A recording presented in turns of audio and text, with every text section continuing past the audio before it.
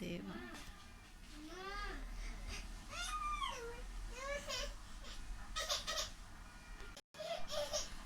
भारत के इतिहास में स्वामी विवेकानंद का नाम अमर है. ಭಾರತದ ಇತಿಹಾಸದಲ್ಲಿ ಸ್ವಾಮಿ ವಿವೇಕಾನಂದ ಅವರ ಹೆಸರು ಅಮರವಾಗಿ ಇದೆ. इस वीर सन्यासी ने देश विदेशों में भ्रमण कर भारतीय धर्म और दर्शन का प्रसार किया.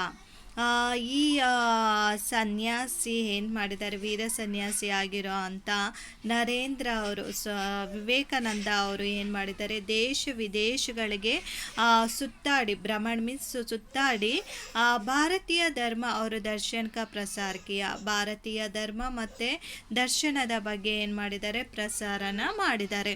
ತಥಾ ಸಮಾಜ ಸೇವಾ ಕಾ ನಯ ಮಾರ್ಗ ದಿಕ್ಕಾಯ, ಅದ್ರ ಜೊತೆಲಿ ಏನು ಮಾಡಿದ್ದಾರೆ, ಸಮಾಜ ಸೇವೆಯ ಒಂದು ಮಾರ್ಗನ, ಹೊಸ ಮಾರ್ಗನ ಕೂಡ ಇವರು ತೋರಿಸಿಕೊಟ್ಟಿರೋ ಅಂಥ ವ್ಯಕ್ತಿ ಆಗಿದ್ದಾರೆ. ಯಾರು, ಸ್ವಾಮಿ ವಿವೇಕಾನಂದ ಅವರು. स्वामी विवेकानंद का जन्म 11 जनवरी 1863 को कलकत्ते के एक ಕಾಯಸ್ಥಲ್ ಘರಾನೆ ಮೇ ಹುವಾ ತಾ. ಸ್ವಾಮಿ ವಿವೇಕಾನಂದ ಅವರ ಜನ್ಮ 12 ಜನವರಿ 1863ರಲ್ಲಿ ಕಲ್ಕತ್ತೆನಲ್ಲಿರೋಂಥ ಒಂದು ಕಾಯಸ್ಥ ಮೀನ್ಸ್ ಸಂಪ್ರದಾಯದ ಒಂದು ಕುಟುಂಬದಲ್ಲಿ ಅವರ ಜನನ ಆಗತ್ತೆ. ಉನ್ಕೆ ಬಚ್ಪನ್ ಕಾ ನಾಮ್ ನರೇಂದ್ರ ದೇವತಾ, ಅವರ ಬಚ್ಪನ್ ಮೀನ್ಸ್ ಬಾಲ್ಯದ ಹೆಸರು ನರೇಂದ್ರ ದೇವ ಎಂಬುದಾಗಿ ಇದೆ. ಉನ್ಕೆ ಪಿತಾ ಶ್ರೀ ವಿಶ್ವನಾಥ್ ದತ್ ಏಕ ಪ್ರತಿಷ್ಠಿತ ವಕೀಲ್ತೆ, ಅವರ ತಂದೆ ವಿಶ್ವನಾಥ್ ದತ್ ಎಂಬುವರು ಒಬ್ಬ ಪ್ರಸಿದ್ಧ ವಕೀಲರಾಗಿದ್ದರು, ಲಾಯರ್ ಕೂಡ ಆಗಿದ್ರು ಅವರ ತಂದೆ. ಉನ್ಕಿ ಮಾತಾ ಶ್ರೀಮತಿ ಭುವನೇಶ್ವರಿ ದೇವಿ ಧರ್ಮಪರಾಯಣ್ ಮಹಿಳಾತಿ, ಅವರ ತಾಯಿ ಯಾರು, ಭುವನೇಶ್ವರಿ ದೇವಿ ಅವರು ಧರ್ಮದ ಬಗ್ಗೆ ಪಾರಾಯಣ ಮಾಡೋ ಅಂಥ ಮಹಿಳೆ ಕೂಡ ಅವರು ಆಗಿದ್ರು. ಇಲ್ಲಿ ಹೇಳುವಾಗ ಅವರ ಜನನ ಎಷ್ಟರಲ್ಲತ್ತೆ, ಜನವರಿ 12 ಜನವರಿ 1863ರಲ್ಲಿ ಕಲ್ಕತ್ತೆಯಲ್ಲಿ ಅವರು ಒಂದು ಸಂಪ್ರದಾಯ ಕುಟುಂಬದಲ್ಲಿ ಅವರ ಜನನ ಆಗುತ್ತೆ. ಅವರ ಬಾಲ್ಯದ ಹೆಸರು, ವಿವೇಕಾನಂದ ಅವರ ಬಾಲ್ಯದ ಹೆಸರು ನರೇಂದ್ರ ದೇವ ಎಂಬುದಾಗಿದೆ. ತಂದೆಯ ಹೆಸರು ಶ್ರೀ ವಿಶ್ವನಾಥ ದತ್ತ, ಅವರು ಒಬ್ಬ ಪ್ರಸಿದ್ಧ ವಕೀಲರಾಗಿದ್ದರು. ತಾಯಿಯ ಹೆಸರು ಭುವನೇಶ್ವರಿ ದೇವಿ ಅಂತ, ಅವರು ಧರ್ಮಪರಾಯಣ ಮಹಿಳೆ ಕೂಡ ಆಗಿದ್ದರು. ಬಾಲಕ ನರೇಂದ್ರ ಕಾ ಶರೀರ ಸ್ವಸ್ಥ ಸುಡೋಲ್ ಅವರು ಸುಂದರತಾ, ಬಾಲಕ ಆಗಿರೋ ಅಂಥ ನರೇಂದ್ರ ಅವರ ಶರೀರ ಹೇಗಿತ್ತು ಅನ್ನೋದ್ರ ಬಗ್ಗೆ ಹೇಳ್ತಾ ಇದ್ದಾರೆ. ಸ್ವಸ್ಥ ಅವರು ಸುಡೋಲ್ ಅವರು ಸುಂದರತಾ, ಅವರ ಶರೀರ ಹೇಗಿತ್ತು, ಸ್ವಸ್ಥ ಆರೋಗ್ಯದಿಂದ ಕೂಡಿತ್ತು, ಸುಂದರವಾಗಿ ಇತ್ತು, ಆಕಾರ ಅವರು ನೋಡಲಿಕ್ಕೆ ಸುಂದರವಾಗಿ ಇದ್ದರು ಅನ್ನೋದ್ರ ಬಗ್ಗೆ ಹೇಳಿದ್ದಾರೆ. कुश्ती लड़ाने, दौड़ लगाने, घुड़सवारी करने और तैराने में उन्हें बड़ा आनंद मिलता था. ಅವರಿಗೆ ಕುಸ್ತಿ ಆಡೋದ್ರಲ್ಲಿ, ದೌಡ್ ಲಗಾನೆ ಮೀನ್ಸ್ ಓಡೋದ್ರಲ್ಲಿ, ಗುಡು ಸವಾರಿ ಮೀನ್ಸ್ ಕುದುರೆನ ಓಡಿಸೋದ್ರಲ್ಲಿ, ತೈರ್ನೆ ಮೀನ್ಸ್ ಈಜೋದ್ರಲ್ಲಿ, ಬಡ ಆನಂದ್ ಮಿಲ್ತಾತ, ತುಂಬ ಖುಷಿ ಅನ್ನೋದು, ಆನಂದ ಅನ್ನೋದು ಅದರಲ್ಲಿ ಅವ್ರಿಗೆ ಸಿಗ್ತಾ ಇತ್ತು. ಕುಸ್ತಿ ಆಡೋದ್ರಲ್ಲಾಗಿರ್ಬೋದು, ಓಡೋದ್ರಲ್ಲಾಗಿರ್ಬೋದು, ಅಥವಾ ಕುದುರೆ ಸವಾರಿ ಆಗಿರ್ಬೋದು, ಅಥವಾ ಈಜೋದಾಗಿರ್ಬೋದು, ಇವುಗಳಲ್ಲಿ ಅವ್ರಿಗೆ ತುಂಬ ಖುಷಿ ಅನ್ನೋದು ಸಿಗ್ತಾ ಇತ್ತು. वे संगीत एवं खेलकूद की प्रतियोगिताओं में भी भाग लिया करते थे. ಅವರು ಸಂಗೀತದಲ್ಲಿ ಆಸಕ್ತಿನ ಹೊಂದಿದ್ರು. ಏವಂ ಖೇಲ್ಕೂದ್ ಆದರೆ ಆಟಗಳನ್ನ ಕೂಡ ಆಡ್ತಾಯಿದ್ರು. ಪ್ರತಿಯೋಗಿತಾ ಮೀನ್ಸ್ ಸ್ಪರ್ಧೆಗಳು, ಏನು ಸ್ಪೋರ್ಟ್ಸ್ಗಳಿರುತ್ತಲ್ಲ ಅದರಲ್ಲೂ ಕೂಡ ಅವರು ಏನು ಮಾಡ್ತಾಯಿದ್ರು, ಭಾಗ ಲಿಯಾ ಕರ್ತೈತೆ, ಅದರಲ್ಲೂ ಕೂಡ ಅವರು ಭಾಗವಹಿಸ್ತಾ ಇದ್ದರು, ಅದರಲ್ಲೂ ಪಾರ್ಟಿಸಿಪೇಟನ್ನು ಮಾಡ್ತಾಯಿದ್ರು ಸ್ಪೋರ್ಟ್ಸ್ಗಳಲ್ಲಿ ಕೂಡ ಅಂತ ಹೇಳ್ತಾ ಇರೋದು. ಅವರಿಗೆ ಯಾವುದೇ ಅದರಲ್ಲಿ ಆಸಕ್ತಿ ಇತ್ತು ಅನ್ನೋದಾದರೆ ಅವರನ್ನ ಹೇಗಿದ್ದರು ಅಂದರೆ, ಅವರ ಶರೀರ ಆರೋಗ್ಯದಿಂದ ಇತ್ತು, ನೋಡಲಿಕ್ಕೂ ಕೂಡ ಅವರು ಸುಂದರವಾಗಿ ಇದ್ದರು. ಅವರಿಗೆ ಕುಸ್ತಿ ಆಡೋದು, ಕುದುರೆ ಓಡಿಸೋದು, ಓಡೋದು ಅಥವಾ ಈಜೋದು ಇಂಥದ್ರಲ್ಲಿ ತುಂಬ ಖುಷಿ ಅನ್ನೋದು ಸಿಗ್ತಾಯಿತ್ತು. ಸಂಗೀತದಲ್ಲಿ ಮತ್ತು ಸ್ಪೋರ್ಟ್ಸಲ್ಲಿ ಕೂಡ ಅವರು ತುಂಬ ಭಾಗವಹಿಸ್ತಾ ಇದ್ದರು ಅನ್ನೋದನ್ನು ಕೂಡ ಹೇಳ್ತಾ ಇದ್ದಾರೆ. नेक्स्ट, ನರೇಂದ್ರ ಆರಾಮ್ ಸೆ ಈ ಪಢಾಯಿ ಲಿಖಾಯಿ ಮೇ ಬಡೆ ತೇಜ್ ತೆ. ನರೇಂದ್ರ ಅವರು ಆರಂಭದಿಂದನೂ ಕೂಡ ಓದೋದ್ರಲ್ಲಿ ಬರೆಯೋದ್ರಲ್ಲಿ ತುಂಬ ಮುಂದೆ ಇದ್ದಂಥ ವ್ಯಕ್ತಿ. ವೇ ಅಪನೆ ಸ್ಕೂಲೋ ಮೇ ಸರ್ವಪ್ರಥಮ್ ರಹಾ ಕರ್ತೆ ತೆ. ಅವರು ಯಾವಾಗಲೂ ಸ್ಕೂಲಲ್ಲಿ ಏನಾಗ್ತಾಯಿದ್ರು, ಫಸ್ಟು ಬರ್ತಾನೆ ಇದ್ದರು. एंट्रेंस परीक्षा में भी वे प्रथम श्रेणी में उत्तीर्ण हुए थे. ಎಂಟ್ರೆನ್ಸ್ ಪರೀಕ್ಷೆ ಏನು ಮಾಡ್ತಾರಲ್ಲ ಆ ಪರೀಕ್ಷೆಯಲ್ಲಿ ಇವರೇ ಏನಾಗಿದ್ರು, ಪ್ರಥಮ ಶ್ರೇಣಿ ಮೀನ್ಸ್ ಫಸ್ಟ್ ಕ್ಲಾಸಲ್ಲಿ ಉತ್ತೀರ್ಣರಾಗಿದ್ದರು, ಮೀನ್ಸ್ ಪಾಸ್ ಆಗಿದ್ರು. बीए की परीक्षा पास करने के बाद उन्होंने कानून का अध्ययन ಪ್ರಾರಂಭ किया.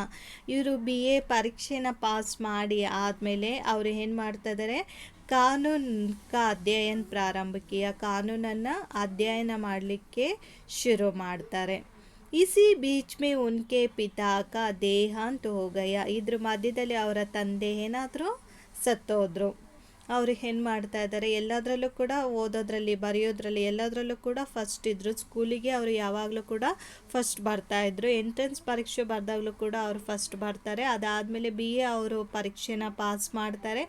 ಬಿ ಎ ಆದಮೇಲೆ ಅವರು ಏನು ಮಾಡ್ತಾರೆ, ಕಾನೂನು ಅಧ್ಯಯನ ಮೀನ್ಸ್ ಎಲ್ ಎಲ್ ಬಿ ಓದಬೇಕು, ಲಾಯರ್ ಆಗಬೇಕು ಅನ್ನೋ ಆಸೆಯಿಂದ ಇರ್ಬೋದೇನೋ, ಎಲ್ ಎಲ್ ಬಿ ಓದಲಿಕ್ಕೆ ಶುರು ಮಾಡ್ತಾರೆ. ಅದ್ರ ಮಧ್ಯದಲ್ಲಿ ಅವರ ತಂದೆ ಏನಾಗ್ತಾ ಇದ್ದಾರೆ, ಸತ್ತೋಗ್ತಾ ಇದ್ದಾರೆ. अध्ययन काल में उनकी रुचि व्याख्यान देने और विचारों का आदान प्रदान करने में थी. ಅವರು ಅಧ್ಯಯನ ಮಾಡೋ ಕಾಲದಲ್ಲಿ ಅವರ ರುಚಿ ಮೀನ್ಸ್ ಆಸಕ್ತಿ ಯಾವುದರಲ್ಲಿ ಇತ್ತು ಅಂದರೆ, ವ್ಯಾಖ್ಯಾನ ಮೀನ್ಸ್ ಭಾಷಣ ಮಾಡೋದ್ರಲ್ಲಿ ಅವ್ರಿಗೆ ಆಸಕ್ತಿ ಇತ್ತು. ವಿಚಾರೋಂಕ ಆದಾನ ಪ್ರದಾನ ಕರ್ನೆ ಮೇ, ಆ ವಿಚಾರಗಳೇನಾದ್ರು ಇದ್ದರೆ ಅವುಗಳನ್ನ ವಿನಿಮಯ ಮಾಡ್ಕೊಳ್ಳೋದು, ಕೊಡೋದು ತಗೊಳ್ಳೋದು, ಆ ರೀತಿ ಅದರಲ್ಲಿ ಅವರಿಗೆ ಆಸಕ್ತಿ ಇತ್ತು. इसी कारण उन्होंने अपने ಕಾಲೇಜೋ ಮೇ ಏಕ್ ವ್ಯಾಖ್ಯಾನ ಸಮಿತಿ बनाई थी. ಈ ಕಾರಣದಿಂದ ಅವರು ಏನು ಮಾಡಿದರು, ಅವರ ಕಾಲೇಜಲ್ಲಿ ಒಂದು ವ್ಯಾಖ್ಯಾನ ಸಮಿತಿಯನ್ನು, ಭಾಷಣ ಮಾಡಲಿಕ್ಕೆ ಒಂದು ಸಮಿತಿಯನ್ನು ಕೂಡ ರಚನೆನ ಮಾಡಿದ್ರು. ಅವರು ಕೈ ಪ್ರತಿಯೋಗಿತಾಂಕ ಆಯೋಜನೆ ಬಿ ಕಿಯಾತ. ಕೆಲವು ಸ್ಪರ್ಧೆನೂ ಕೂಡ ಅಲ್ಲಿ ಏನು ಮಾಡ್ತಾಯಿದ್ರು, ಆಯೋಜಿಸ್ತಾ ಇದ್ರು. पाश्चात्य विज्ञान तथा दर्शन का भी उन्होंने अध्ययन किया था.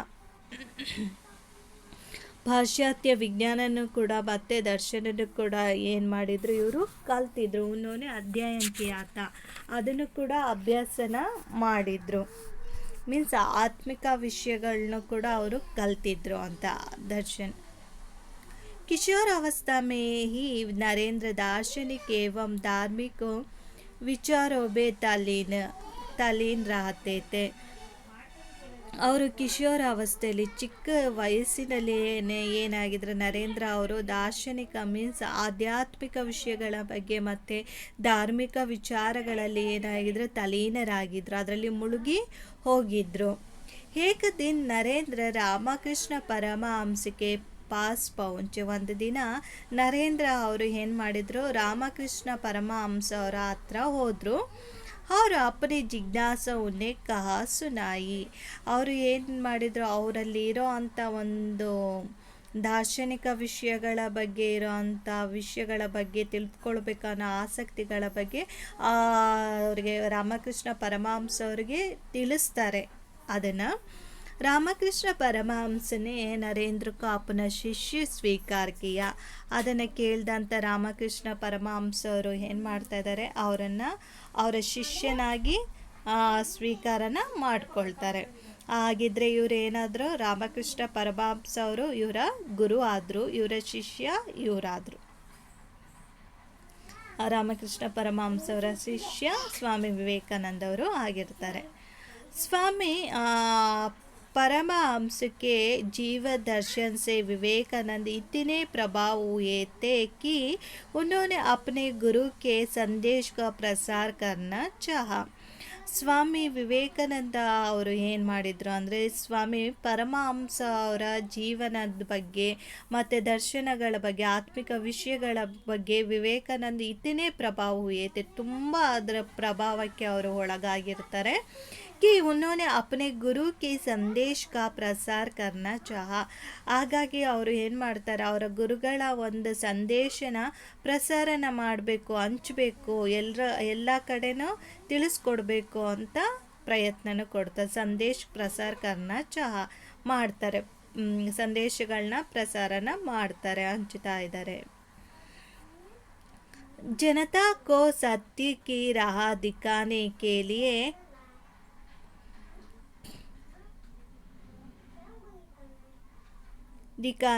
लिए सितंबर सन 1893 को वे संयुक्त राज्य अमेरिका गए. ಅವರು ಹಾಗಾಗಿ ಜನತಾ ಮೀನ್ಸ್ ಜನರಿಗೆ ಸತ್ಯದ ದಾರಿ ತೋರಿಸ್ಲಿಕ್ಕೋಸ್ಕರ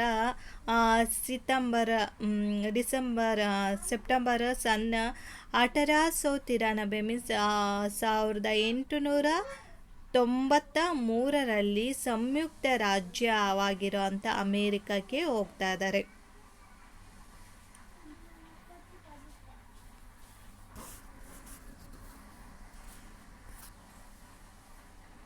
ಸೆಪ್ಟೆಂಬರ್ 1893ರಲ್ಲಿ ಅಮೇರಿಕ ರಾಜ್ಯಕ್ಕೂ ಕೂಡ ಹೋಗ್ತಾರೆ.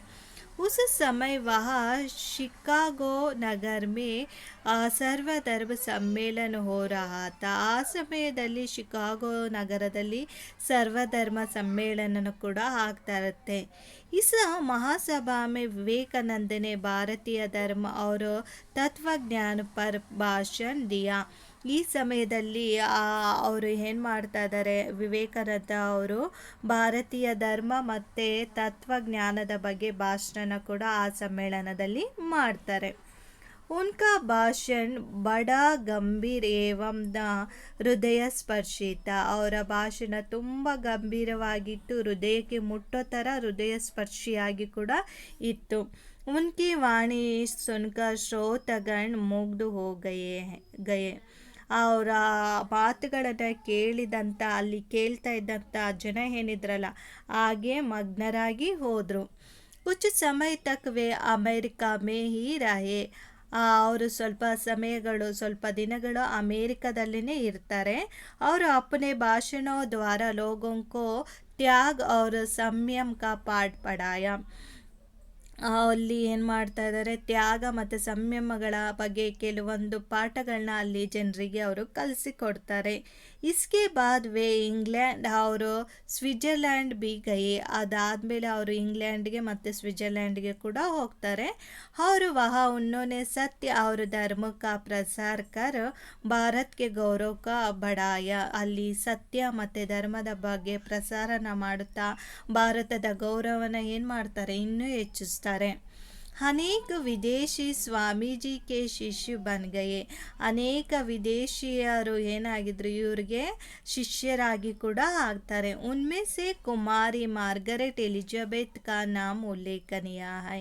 ಅದರಲ್ಲಿ ಪ್ರಮುಖವಾಗಿರೋವಂಥ ವ್ಯಕ್ತಿ ಯಾರಂದರೆ ಕುಮಾರಿ ಮಾರ್ಗರೆಟ್ ಎಲಿಜಬೆತ್ ಅನ್ನೋ ಒಂದು ಹೆಸರು ಅವರು ತುಂಬ ಉಲ್ಲೇಖವಾಗಿ ಇದ್ದಾರೆ. ಜೋ ಸ್ವಾಮೀಜಿ की अनुयायिनी बनकर सिस्टर निवेदिता के नाम से संसार में प्रसिद्ध हुई. ಇವರು ಸ್ವಾಮಿ ವಿವೇಕಾನಂದ ಅವರ ಅನುಯಾಯಿನಿ ಆಗಿ ಸಿಸ್ಟರ್ ನಿವೇದಿತಾ ಅನ್ನೋ ಹೆಸರಲ್ಲಿ ಏನಾಗಿದ್ದಾರೆ, ಪ್ರಪಂಚದಲ್ಲಿ ಪ್ರಸಿದ್ಧಿಯಾಗಿರೋ ಅಂಥವ್ರು ಆಗಿದ್ದಾರೆ. ಯಾರು? ಮಾರ್ಗರೆಟ್ ಎಲಿಜಬೆತ್ ಅನ್ನೋ ಅಂಥ ಅವಳು ಅವರ ಸ್ವಾಮಿ ವಿವೇಕಾನಂದ ಅವರ ಶಿಷ್ಯಳಾಗಿ ಅವಳ ಹೆಸರನ್ನ ಏನು ಮಾಡ್ಕೊಳ್ತಾ ಇದ್ದಾರೆ, ಸಿಸ್ಟರ್ ನಿವೇದಿತಾ ಅನ್ನೋ ಹೆಸರಲ್ಲಿ ಅವರು ಪ್ರಪಂಚದಲ್ಲಿ ಪ್ರಸಿದ್ಧಿನ ಪಡ್ಕೊಂಡಿದ್ದಾರೆ ಅಂತ ಹೇಳ್ತಾ ಇರೋದು. ಏನಾದ್ರು ಡೌಟ್ಸ್ ಇದ್ದರೆ ಕೇಳಿ, ಇನ್ನೊಂದು ಸಲ ಬೇಕಾದರೂ ಹೇಳ್ತೀನಿ. ಓಕೆನಾ? Thank you.